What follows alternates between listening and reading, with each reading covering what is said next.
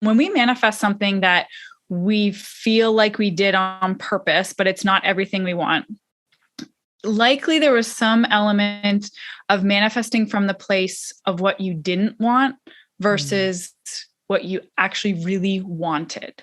Right. So in relationships, say we have a relationship that they had a really bad communication, or it was really disrespectful communication. So when we're in the vibration of being disrespected, let's say in our relationship, and we're saying, I really want to be respected, I want a respectful relationship, the asking is actually coming from the fear. It's coming from the vibration of that lower vibration.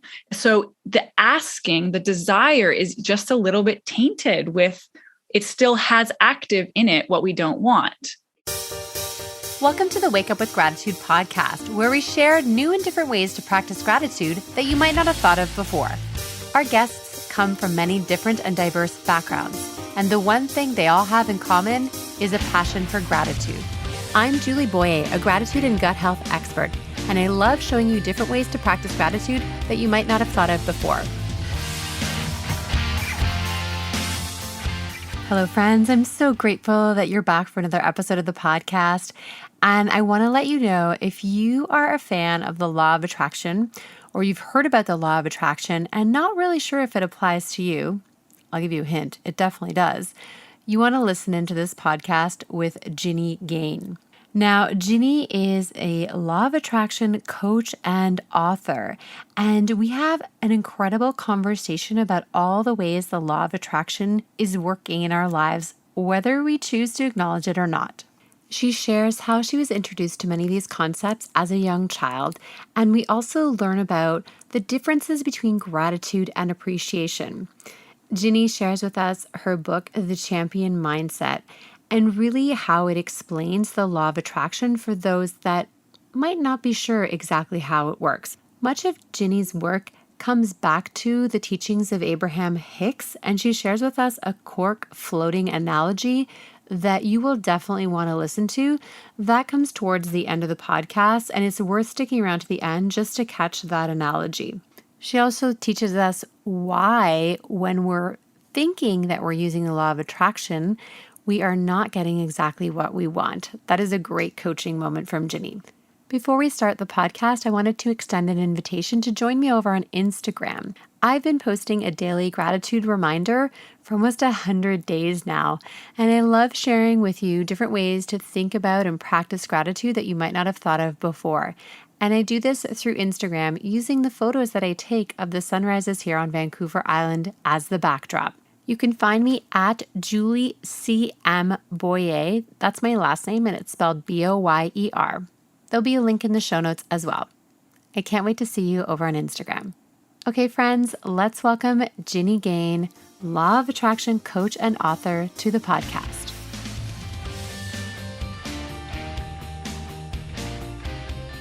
Hello, and welcome to the Wake Up with Gratitude podcast. I'm your host, Julie Boyer, and today I'm welcoming Ginny Gane to the podcast. Hello, my friend.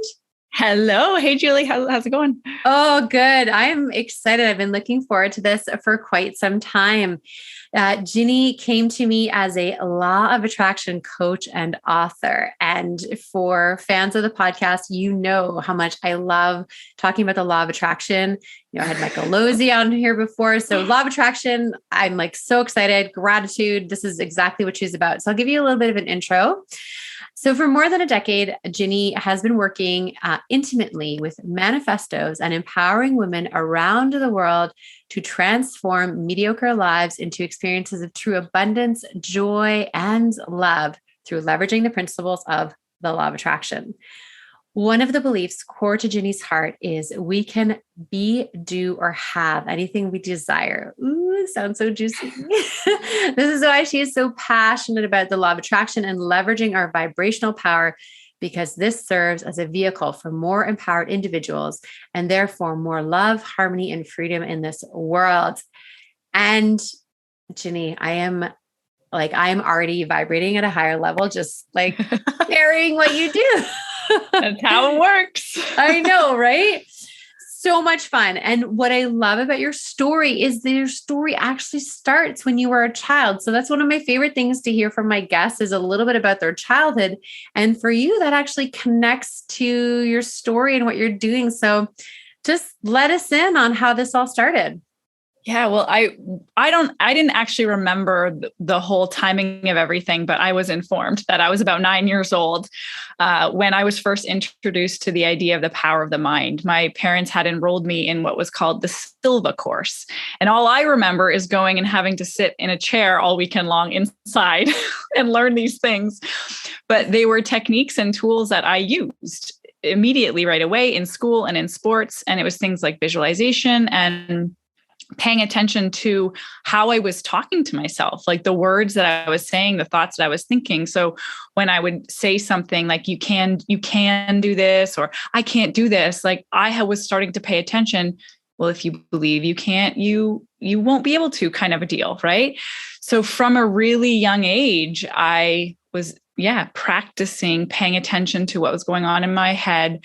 I kind of missed the whole emotional part until a lot later, but the base was there with the thoughts, which was really, really awesome. And I think that's so important to mention this, that, at a young age, children are often more receptive, more open. There's fewer blocks, right? And this acceptance of visualization or really manifesting. I mean, my young daughter at a younger age was definitely really, really good at manifesting. She would just keep saying something. Maybe it's that they're persistent.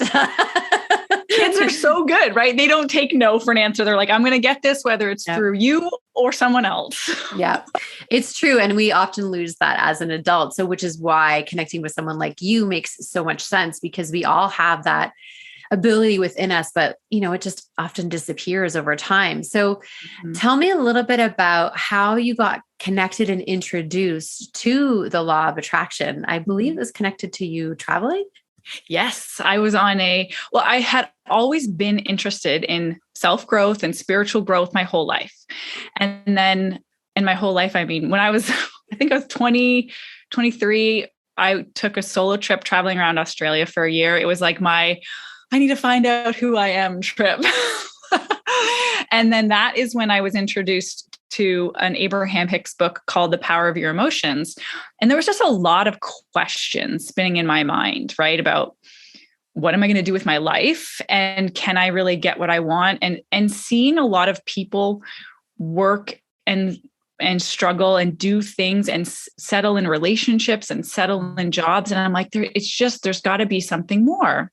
Right. And so when I uncovered the law of attraction, which explains the vibrational reasoning or understanding behind why things are the way they are. And then also puts us in the seat of power of choosing how we want to focus and therefore create. And so it just opened up a whole new world for me. And I never thought of making it into a career or anything. It actually came very LOA style so I had been just reading it, practicing it, talking about it for about 4 years. And then one of my friends said, we were just having a conversation. She's like, what should I do about my relationship? And I'm like, oh, well, blah, blah, blah, blah, blah, blah. If you use the law of attraction, blah, blah, blah. She's like, oh, you're like my law of attraction coach. And I was like, what? I can make money doing what I like doing this. I love this. And then that was that. That was that. I feel like it wasn't that simple, to just build a beautiful big business. I'm imagining there was some work involved. There was, yes. But when you have a lot, when you're using your own techniques, of course, it makes things easier to flow. I'm just curious about your childhood. Were you the only child in your home?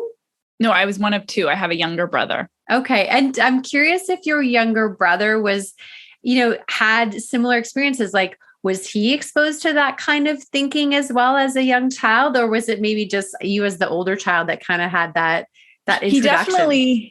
He definitely had similar exposure. We're very different. So I'm all emotional, and he's very analytical. Yeah. So what has been really actually awesome for me is as I was getting into teaching this and just loving it so much. And we would have conversations. We're pretty close.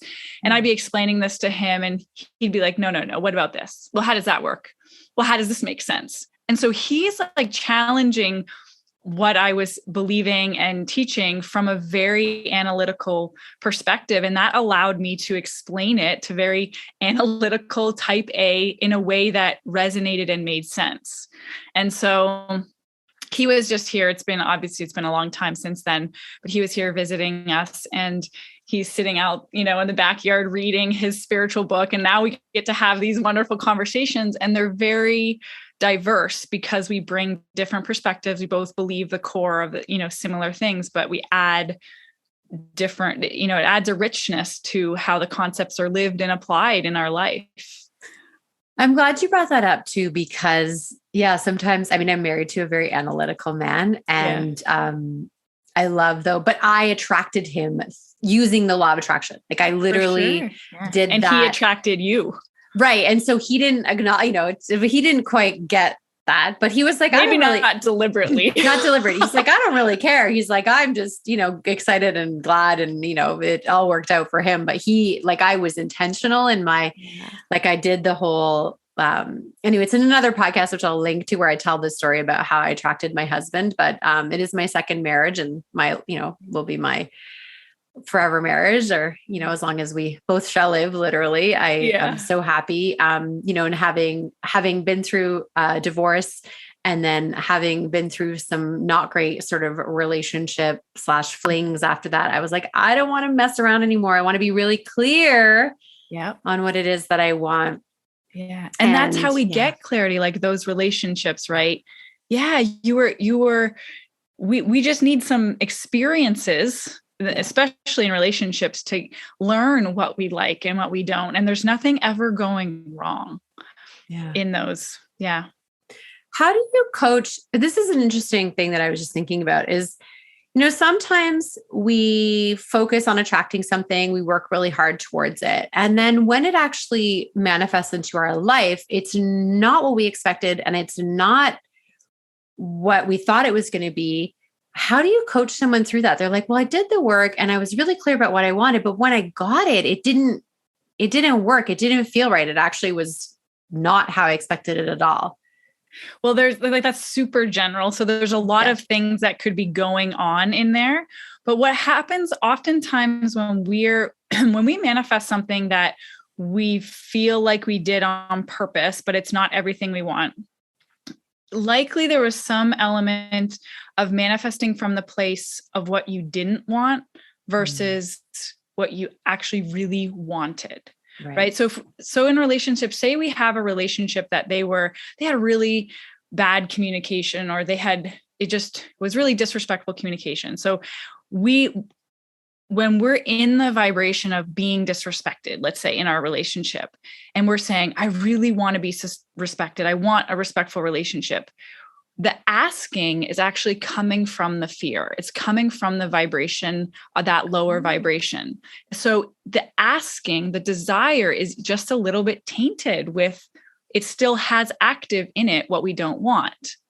And so that's why when I'm working with people, we get into alignment with ourselves first. We almost take all the specifics out of what we're creating, so that we get into a really great place. And then we're asking from a place of being connected to what we want. So when we feel like, I know I respect myself and I deserve this to be respected. Now we're asking from a place of what we want. And it creates it creates a more aligned thing that we're going to attract, something that will feel good. Okay. For those that are listening, you can't see me. I'm nodding my head going, okay, that makes sense. So that really, because there are times, and even in my own life where I'm like, well, I'm really clear on what I want. And then, it comes through and it's not exactly what I thought it was going to be, or it didn't work out. And what you said though, about being in alignment with ourselves first, feeling that vibration within ourselves and being clear about ourselves first, and then doing the asking, I think that's really important. And I appreciate that. That was really something that I I hadn't really thought of in that deep of a way, like me first, take care of me, align with me first, and then do the asking and then go from there. So that's fantastic. Cool. That's Yeah. very helpful. Now you did write a book to help people who may not be familiar with the law of attraction or how it works. Tell me a little bit about your book, The Champion Mindset. Yeah. I wrote that it's sometimes as a bridge. I really just want people to know it's available to everybody. Like, this isn't a concept that's woo-woo. It's 100% based in science. And so and we're all manifesting our lives, whether we know it or not. And so if you're called to, and I think that's a really important thing to acknowledge, like, this isn't for you if you're not interested in it. It's not like, if the idea excites you, awesome, go, learn and apply. But if you're not, you don't have to. There's lots of right ways. There's lots of right paths to live our best life. And if this way excites you, amazing. If it doesn't, amazing too. So I think I wrote this book to help make it really simple. I think that's when some of the feedback I got is like, oh, that I've read law of attraction books for 20 years, and this is just so easy and practical and applicable to my life. So yeah, it just kind of goes over everything and how it's operating, what the law of attraction means, some different foundational principles of how it works in our life, and then what you can do to apply it and use it in your life. Okay. Well, tell me more about the science part behind this. I'm very curious. I want to hear more. Well, what do you know so far, like about the science part of law of attraction? So what I know so far about the I guess the vibrational part of attraction is that, every thought has a frequency. And so the frequency of our thoughts and our emotions is what we're putting out. And it's kind of like a radio tower. And like, I don't know about like the science behind it. So this is my impression of it. You're kind of acting like a radio signal. So whereas if I'm vibrating at a very low level, that's what's like being reflected back into my life and that's what I'm bringing into my life. Yeah. Whereas if I'm at a much higher level, I'm living in the emotions of love and gratitude and, that kind of thing. Then that's the vibration that my energy is giving out and my thoughts are giving out. And then that's what's being reflected back into my own life. Yeah. So, I can speak in my own, like, I definitely know in my own life, like when I'm vibrating up here, like random good stuff comes into my life. Right. So random. that was a great way to describe it. That's how I describe it. I just take it one step further and say, like, everything in our entire universe. We'll be right back to the podcast in just a few short moments. My friends, I have a gift for you. I created a beautiful gratitude meditation that you can download directly to your phone. What I love about this gratitude meditation is that it's a great way to start your day. And I encourage you to turn your phone on airplane mode before you go to sleep. And the nice thing about having a meditation that's downloaded to your phone is that you don't need to turn your phone off airplane mode before you start your day with gratitude. So to access this gratitude meditation, please visit bit.ly/gratitude love letter. It's all one word, and gratitude, love, and letter are all capitalized. So that's bit.ly/gratitude love letter. As a bonus, I'll be sharing with you my weekly gratitude love letter into your inbox. It's something that will bring joy and happiness and, of course, gratitude to your inbox every single week. That way, you'll never miss another episode of the podcast. You'll hear about other podcasts and blogs and articles that I find interesting and want to share with you. And I also share some of my favorite photos that I've taken that week. So if we're not connected on social media, you'll get the best of Wake Up with Gratitude in your inbox as well. All right, friends, let's get back into this episode of the podcast. At its core is energy. It is vibrational energy. Like when we studied atoms and molecules in high school, this is what we learned. Yeah. And not only that, that 99% of something that's physical matter, the smallest part that we can identify as physical matter, 99% of that is space. Yeah. Is vibration. Yeah. And so even though we're seeing things as vibration, I'm seeing my computer here as solid. At its most core level, it's not. And the same with humans. And so that's why we can affect or influence things in our reality. That's how we as energy can influence physical things coming to us or going, we don't go away, it only comes to us, is because there's actually not, we see space, but there's actually not space. It's vibration and vibration and vibration. Yeah. And it's so all connected. Yeah. It's all connected. And so, I mean, without getting into, I'm not like very analytically science-based either. I just know the generalness. You're not a quantum physicist either? No, I'm not. Surprise.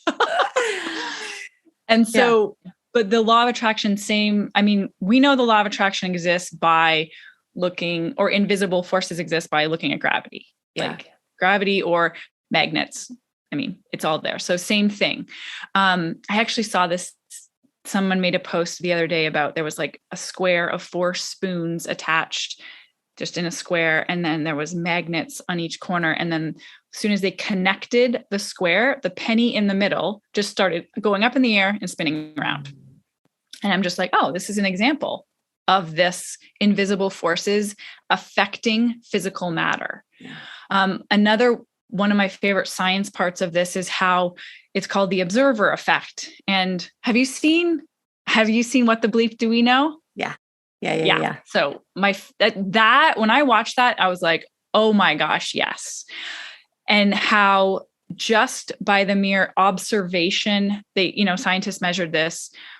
As soon as they placed a fake eyeball and they watched the performance or how the molecules reacted, they reacted differently in a randomized way because of an observer eye. Yeah. So that is showing us like our attention on something affects how it plays out, how it operates or moves in this world. Yeah. So that's some of it's kind of like way out there, but but there is like particle physics that talks about like the observer effect. Like when you see something, it appears in a different way than when you're not looking at it, but there's always an observer. Yeah. That's the tricky part, is like, you're the observer of what manifests in your life. And, when I had Michael Lozier on, he's written the book, Law of Attraction, it's a, multi-million best-selling book as well. And we talked about, and he says like, the law of attraction doesn't care whether you believe in it or not, it's happening, which is what you said. It's like, you don't have to subscribe to it. You don't have to acknowledge it, but it's still happening whether you're there or not. So I'm curious though, because one thing first, I want to say this. You're so excited. I always like saying like the law of attraction isn't your friend. Okay. And people are like, what? And because it only amplifies or brings to you what you have going on. So if you're not feeling good or something bad happened and you're reacting to it and you have some of that negative momentum going, the law of attraction will increase that downward spiral. So it's not like the law of attraction it doesn't change how you feel. It only amplifies how you're choosing to focus and therefore feel. Yeah. And I think that's where the part about how the connection between gratitude as a way of being, a way of acting, influences the law of attraction, which is already happening, whether you're grateful or not.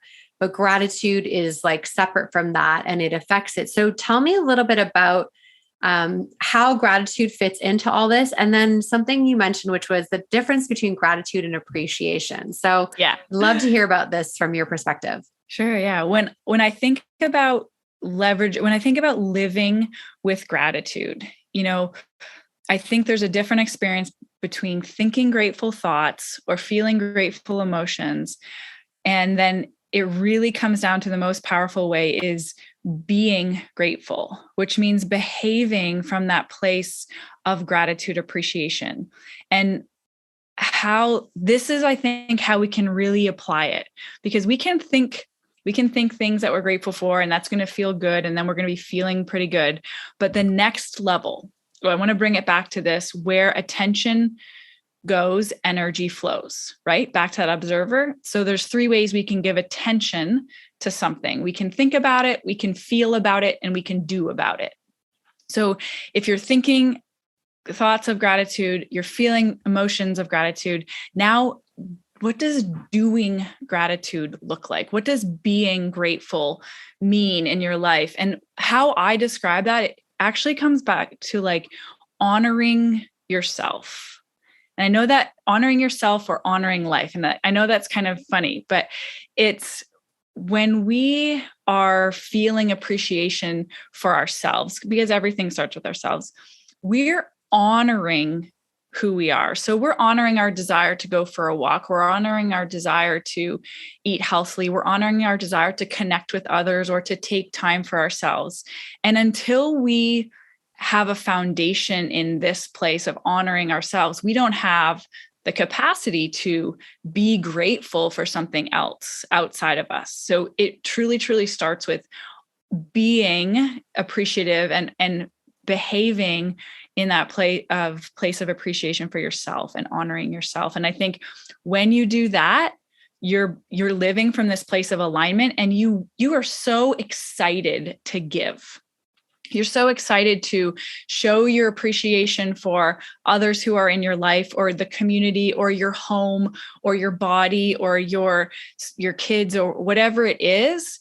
But finding that place, the old can't give from an empty cup. And so when we are honoring ourselves, we're building this dominant vibration of alignment and appreciation within us. And then from that place, we just get to live from that place. Okay. So this all, Ginny, sounds amazing. Yeah. And it sounds like a beautiful place where we all want to live. Yeah. But this struggle with a lack of self-compassion, with body image struggles, with all of these ways that, especially, my generation, like I'm Gen X, even Gen Y, like just brought up like to hate our bodies, the looking in the mirror and we're not happy with what we see, expectations that are just totally, unfair and unrealistic, and just this, this self-deprecation and beating ourselves up. So this is what a lot of people, I'm sure, come into your world with, mine too, through the gratitude world. So what's something they can do? Someone's listening right now and they're like, Ginny, that sounds so good. I love that. I love what you're saying about, take care of me first. That sounds great. Yeah. Don't give them an empty cup. Heard that one before. Yeah. But Ginny, what do I do? Where do I start? How do I start feeling better about myself? Yeah. Well, I want to start with I actually want to start with what not to do first, because I think sometimes when we're approaching it like that is we say, I'm supposed to feel good about myself, and I'm supposed to like myself. I'm supposed to think I look good. So we actually miss the most important step, which is being where we are and allowing ourselves to feel where we are at. And we try to feel good. So on the emotional scale, when you're feeling, let's say you're feeling disappointed in yourself and where you are, and some law of attraction person comes along and says, it's really best to appreciate where you are and feel good about yourself. And you think, okay, I got to go from here to here. I have to think these positive thoughts about myself. You'll fail every time, because it's too much of a jump. It's too much of a gap. And it's actually, so the path, how we move up the scale of the emotional scale. So going from feeling very low to feeling that place of appreciation is by choosing a focus and thoughts that are allowing versus resisting. So I should feel good about myself is resistance. So by starting there, we don't go up the scale. Going up the scale, we need allowing, we need relief. So when we say I should be this, and we look in the mirror and I say, oh, you're doing so well. And I'm like, I don't feel that. we're staying stuck. We're staying stuck in the resisting place. So the most powerful thing we can do to start is to apply the releasing resistance concept, which is to just allow what is to be okay. So to say to oneself and to learn to give ourselves the space to be where we are. So it's okay it's okay to be where I am. It's okay to be where I am. It's not going to feel like a huge relief right away. We're probably going to resist it at first, but you're the only one that can give yourself permission to be where you are. You're the only one that can, and you're the only one that has the power to start this process of knowing your true value and knowing your power. And contrary to belief, it doesn't come from forcing. So our natural state, and Abraham Hicks uses this analogy of a cork floating. We naturally want to feel good. Our cork naturally floats and bobs along the top of the surface. And we know our value, and we're confident, and we're feeling good about ourselves, and we're feeling an appreciation. Every time we think resistant thoughts about ourselves, we're pulling that cork down. So for most of us, that's decades of beating ourselves up and being harsh on ourselves. And every time you say, what if it's okay to be where I am? What if I let this go right now? What if I didn't have to figure out my whole life right now? Our cork goes up a little bit and a little bit, just naturally. So just by releasing the resistance, which means, easing up on some of those critical thoughts when we can, we won't be able to do it all at once. You naturally open the space to feel more true appreciation and nice things about yourself. That's the place to start.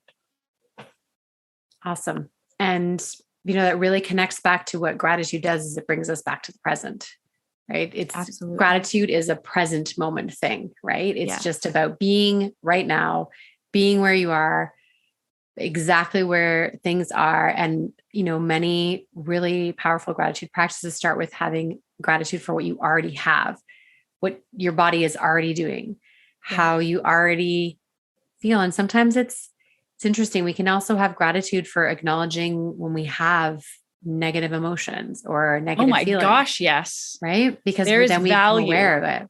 Yes. Yeah. There's negative emotions are not bad. They're so important. Yeah. We do not want to be human without them, right? There's value in all of those emotions, and we try to get away from them, but that's just keeping them there more. Yeah, exactly. And then the resistance is like, I love the cork analogy. Thanks for sharing that. That was a really good visual. It really helps me as well. And just thinking about too, when you said like getting caught up in thinking about our future too much.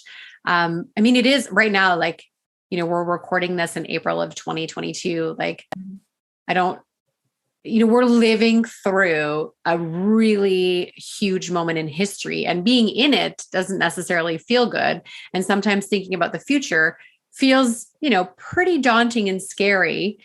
And, I even had this morning, I had those thoughts myself. I was like thinking about like climate destruction and potential for nuclear war and all these things. I was like, whoa. I'm like, I'm just going to bring it back to right here, right now, where I'm grateful that I have a roof over my head and I live in my house and it's quiet and it's, my family is safe. And those may sound like a trite list of gratitude, but in that moment, what it did is it brought me back to the present, reminded me that future thinking is not going to serve me. So I recognized it, came back and just said, you know what, right now, all I'm going to just think about is what I have right in front of me. And that's enough to get me to the next moment. The great thing about that is your only power to create something new happens right now. We don't manifest our future in the future. We manifest our future right now. Yeah.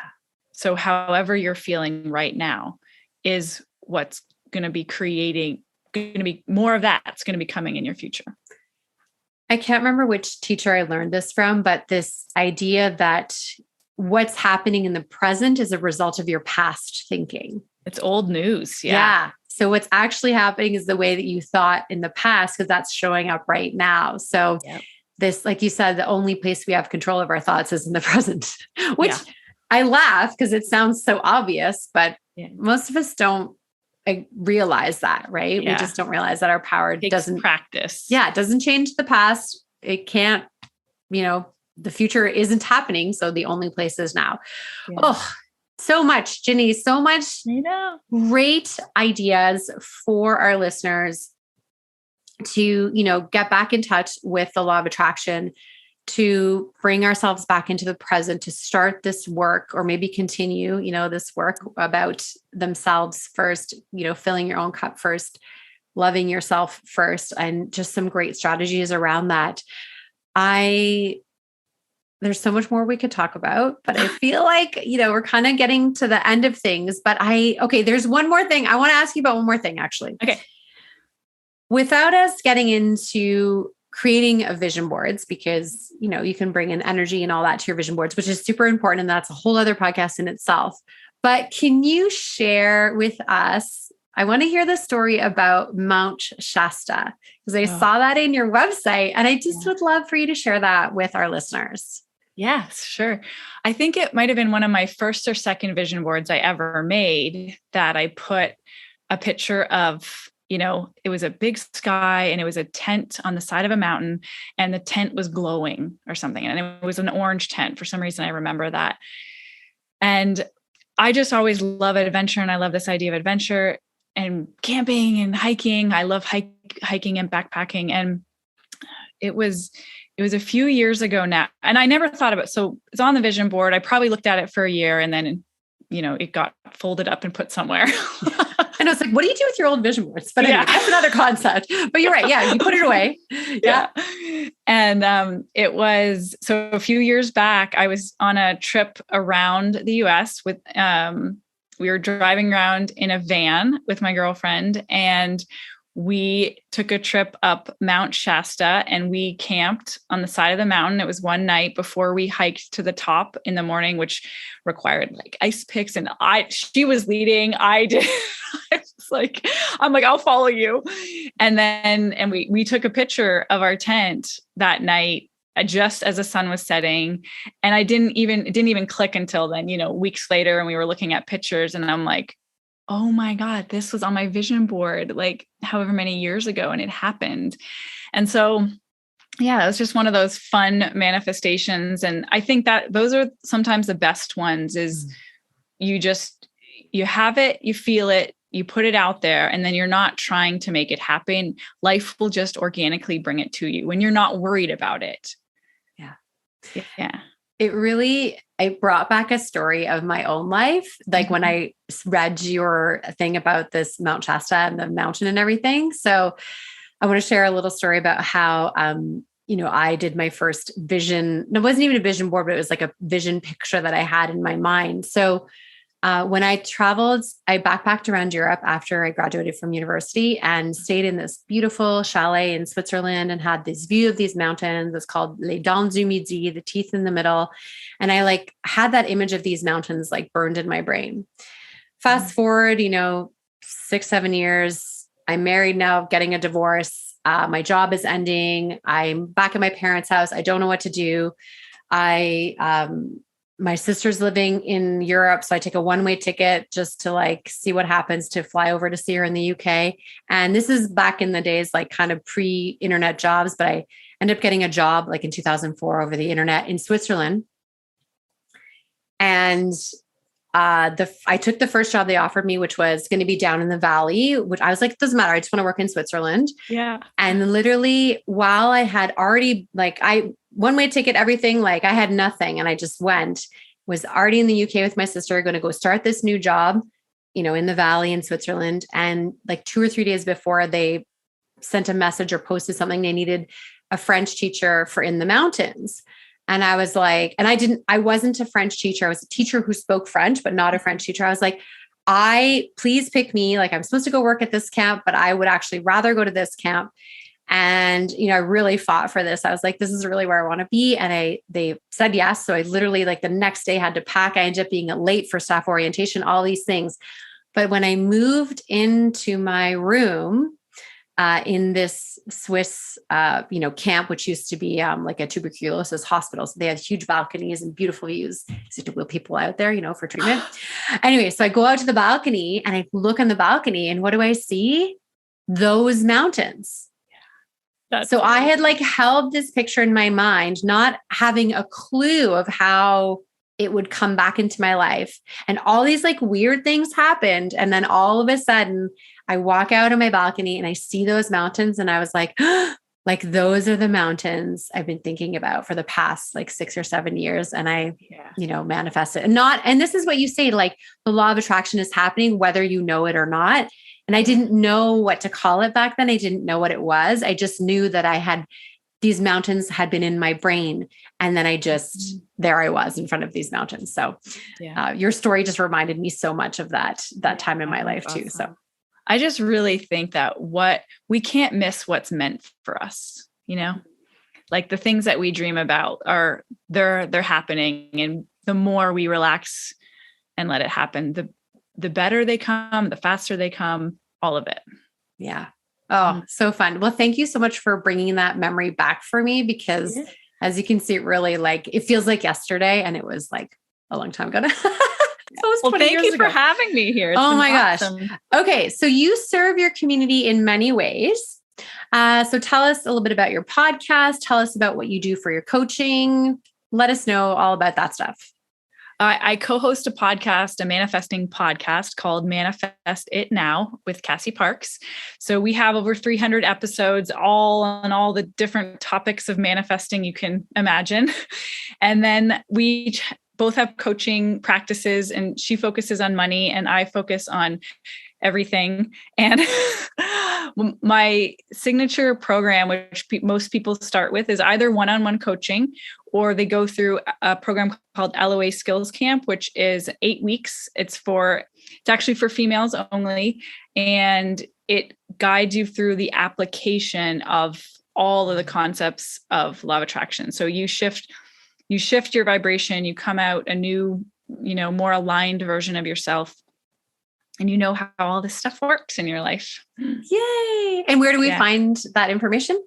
It's all on my website. So ginnygane.com, GINNYGANE. Perfect. We'll make sure the show notes lead to that, lead to your podcast, everything that you have to share. Your book, I know, is right on your website. It's beautiful. Ginny, I have loved our time together. This has been so much fun. I look forward to our next conversation, and just thank you so much for giving to our community today. Thank you so much, Julie. Thanks for sticking around till the end of the podcast. I appreciate you. If you're not already following us on your favorite app, make sure you click on the check or follow podcast so you'll be alerted every time there's a new podcast episode. If you enjoyed the episode and want to help us grow, here's some easy things that you can do. You can leave a review on your favorite app. You can share this podcast with a friend and send it directly. And you can also share through social media. Feel free to tag me on any posts in your stories and I'll repost. Thank you to Paul Tedeschini for doing the post-production audio for the podcast. And one last thing, I hope you're choosing to wake up with gratitude every single day.